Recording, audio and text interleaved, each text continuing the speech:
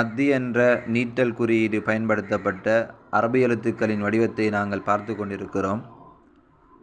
ஒரு எழுத்தினுடைய மேல் பகுதியில் இந்த அடையாளம் வந்தால் இதற்கு ஃபத்ஹா மத் என்று சொல்வோம்.